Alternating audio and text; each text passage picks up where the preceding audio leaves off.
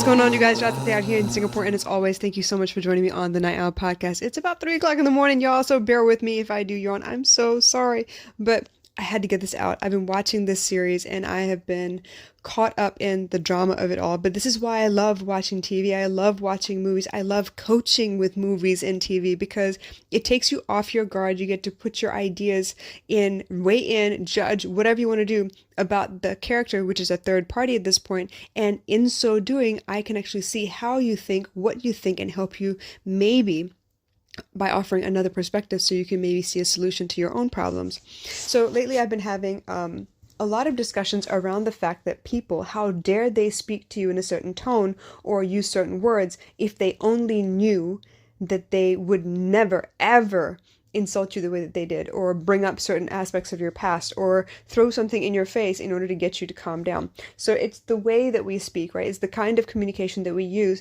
that tends to be very, very hurtful. But with that being said, how do you know? Sometimes it's something that you've been told in confidence, right? Maybe somebody came to you and they needed somewhere where they could actually just unload, unwind, just spill their guts about whatever it is that's bothering them. And so you listen to them with the idea that they are telling you in confidence, honestly telling you in confidence.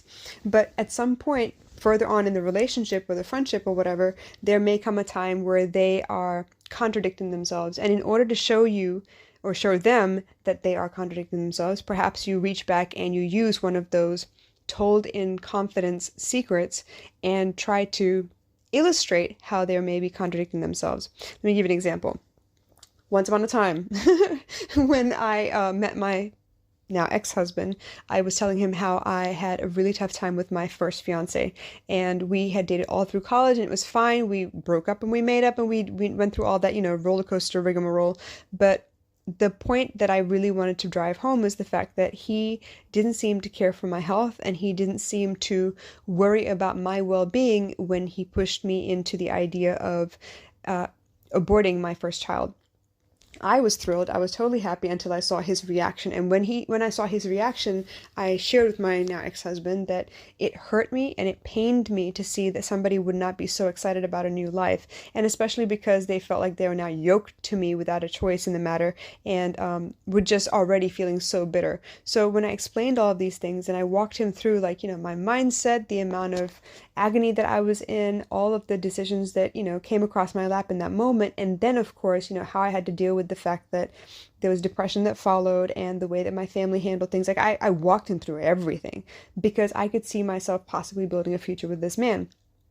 So I told him all of those things, to which he was like, oh my God, I would kick his ass if this has happened to you. If I was around back then, I'd have protected you, blah, blah, blah.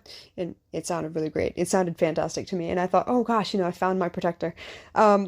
But what ended up happening was later on in our own relationship, when he decided he didn't want to have any more children, and it wasn't by, manipulation or anything, but I happened to have become pregnant. And when I told him, because obviously you have to tell them, you can't just go on about nothing as if nothing has happened.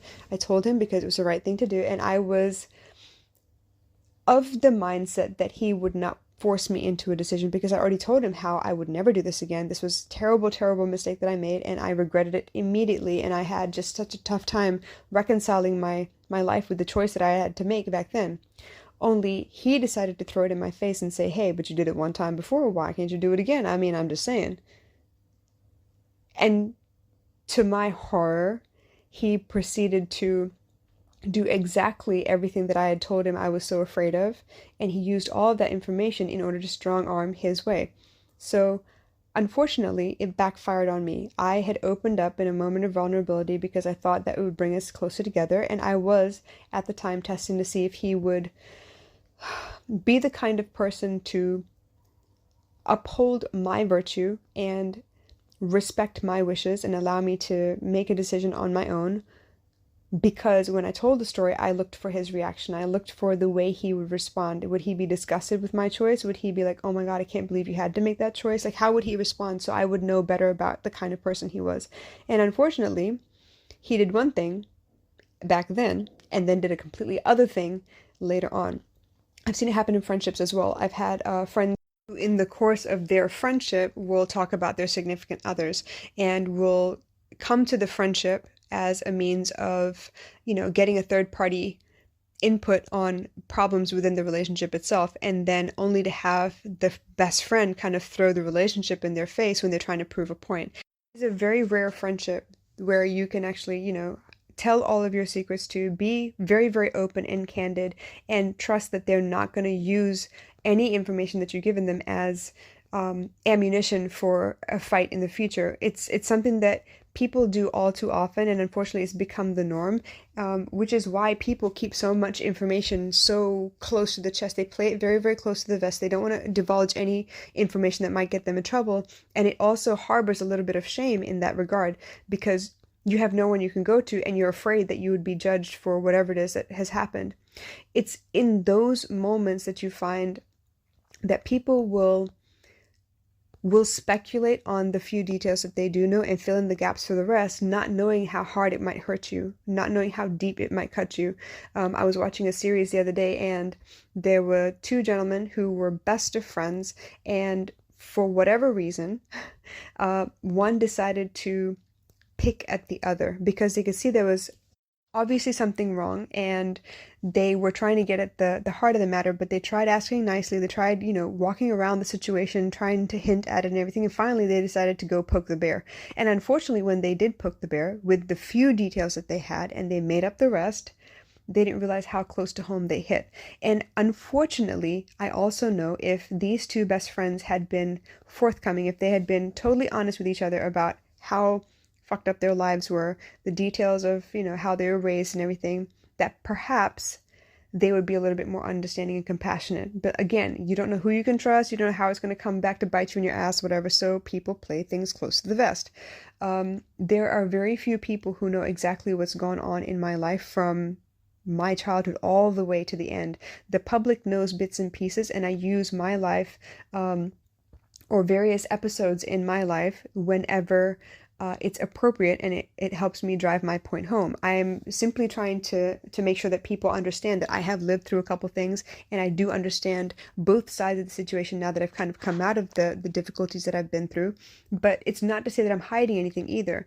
Only I know how difficult it was to reconcile my own emotions back then. Only I know how much I struggled to make sure that, I kept my head about my shoulders and tried to be as practical and as appropriate in all of my dealings with relations, as I was dealing with my own demons. How I tried really hard to put on a brave face and be the best version of myself in front of people, where behind closed doors, I was a mess and I didn't know how to react or behave, and I often acted out with the people that I trusted the most, mostly my youngest brother, who knows exactly how I feel about pretty much everything. But in this regard, right, when people hit close to home, when people talk of things that they know nothing about, but they're poking because they want you to tell them something, it's because you're being guarded. It's because you're not able to open up and let them in. And maybe they're at it for all the wrong reasons. Maybe they're out to get more ammunition. Maybe they're actually really good friends and they really are worried, and they're only meddling or stepping into your business because they want to find a reasonable solution for all parties involved. There are those of us who get involved because we can't bear to see people suffering. We can tell when people are suffering. We can tell when the energy around two people is off, or it's not what it used to be. Maybe you guys used to be in love and now you're not, and we can tell, as onlookers. But I also know the adage very well: what happens between our four walls stays within our four walls, because we don't know who's for us and who's against us, which is why we have to be very discerning about who we keep around us and who we trust and who is family and who is not, who are friends and who are not. But even then, of course, you can never tell, because how well do you really know anyone? But the point of the matter is, I see it all too often when you could have prevented a big tragedy or a big problem by not being so guarded, by opening up to the few people that you do trust. If you've trusted them because you've had a very long friendship, why not open up and take the plunge? Yes, I know being vulnerable is not a pretty state. It is very, very scary and terrifying, and you never know. It's 50-50. It could go good and it could go really, really bad. But the funny thing about trust, as I've said so many times before, is you have to trust first to see if they are worthy of your trust. You have to give it first before you decide whether you rescind the offer or you keep the invitation there. And unfortunately, I am astounded at how many times things could have been prevented if you just opened up and told people what was going on.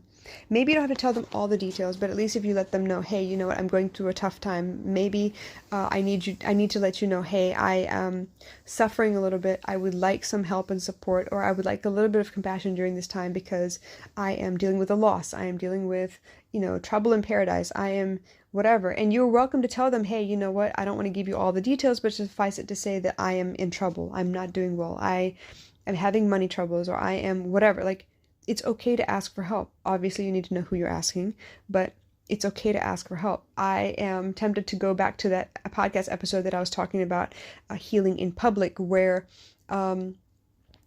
Will Smith actually reconciled with Miss Janet, who played the original Aunt Viv on The Fresh Prince of Bel-Air. And back then, which is now, 20 years ago, if she had just opened up and told people, hey, I'm going through a really difficult time. The pregnancy is not easy. My marriage is falling apart.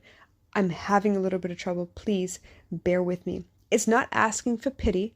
It's not asking for favoritism or special treatment. It is stating the fact. And if the people on that set had really been family, like they said they were family, they would have understood. Maybe they wouldn't have understood right away. Maybe it would have taken a little bit of time, but perhaps it wouldn't have taken 20 years to come back to each other and really sit down and explain, hey, you know what? I was going through my own fears. You were going through your own fears. We should have spoken up. We should have said something. If we were really the family that we portrayed to be on screen, because we had to develop those bonds, those were not fake bonds, because 20 years later, we're all still very close. If we were really the family that we were back then, we should have opened up. We should have said something. And that's just one example, right? I've had situations where my brothers and I, we were thick as thieves growing up. We fought each other, but then when it came to the rest of the world, we fought by each other, and we made sure that we were well protected. I protected both of my brothers through all of their bullying that I know of, but there were moments later on in life where things would come up that I had no idea about. I remember my middle brother, telling me once that, I ruined his life by protecting him so much. And here I was thinking, oh my gosh, if he had been able to protect himself, I wouldn't have stepped in. I would have definitely stood by and allowed him to fight his own battles, but because he made it clear and he asked me to help him, I would step in and I would fight some of his bullies for him, or at least scare them away, which I didn't realize at the time. I was still a child. Right? And he would throw it in my face saying, yeah, well, you did this and it fucked up my life, because the minute you walked away, they would double time me. They would go hard. They would, they would take out their wrath and their embarrassment and shame because they were beaten by a girl out on me after you had left, because you weren't always with me. You had to leave and go do your own thing at some time. We were in different schools at the time, and I didn't realize how bad it had been. But perhaps if he had told me when it happened, I would have stopped earlier, right? Or we could have discussed it, and maybe we could have found a way for me to stand by him and give him the courage and the support he needed so he could fight his own battles. But there we were 20, 30 years later, where this popped out of his mouth all of a sudden. I had no idea about it, and suddenly I felt very small and ridiculous, because my only goal at the time was to protect this boy and to help him live to fight another day. And somehow I had ruined everything because I did what I thought was right, and I did not ask him if it would help, because he did ask me to step in. I didn't discuss the outcomes or the possible reactions of the other children. I didn't ask him what happened after I stepped in. I never checked in with him afterwards. And it's something, in hindsight, yeah, now I can definitely do that, but he's grown and he doesn't need me anymore. So these are the things I wish people would just speak up for. There is a line that says, "Thou knows not what you speak of." And I think when I hear that now, I realize I don't know the full story, and I only know what you tell me. There are so many times with clients that, I am depending on their point of view, and I'm depending on the information they give me to be able to make my choices and judgments. And a lot of times it's not to change the other person, but to perhaps understand where the other person is coming from. And I know every story is jaded. Every story is subjective, and I'm not going to get the full, complete story. That'll be another podcast episode. But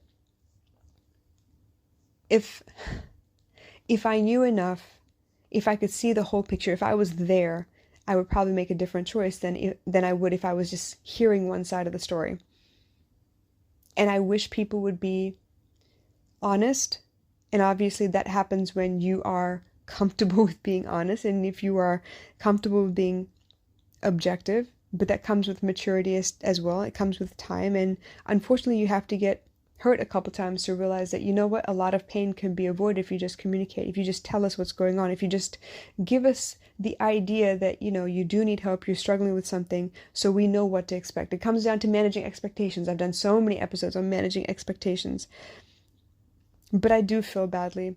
I watch these TV series and I know what the character is going through, but the friends of the character have no idea, and then they stick and they, you know, they poke and they ruffle feathers only to find out that they've done irreparable damage to the friendship itself. And you hope and pray that at some point both characters sit down and say, hey, you know what, I just should have told you this. So then you would have never used that against me or suggested that I should have known better, or that I came from an easy childhood, or it would have been so simple if your father was just around. So I wish that people could be honest and forthcoming. I wish that we would trust more often, but I know all too well the fear of vulnerability, the chance you take when you let somebody in, the amount of damage it could do if it is the wrong person and it kind of gets out into the world. But I do wish, I will continue to wish, and I will try my best to do exactly what I'm asking y'all to do. But sometimes if you just let people know what's going on, not for pity, not for attention, not for special treatment, just let people know what's going on, just the bare bones of it even, then perhaps a lot of pain and heartache can be avoided. I don't know what you think. Let me know what you think. I want to hear from you guys. Let me know. But in the meantime, trust is a slippery thing, I understand. But like I said so many times before, trust is one of those stupid things you gotta give first before you know whether it's worth it to have been given to that person or not. You gotta trust first before you know if they're trustworthy. You hear me? I love you guys. I'll catch you again soon. Bye.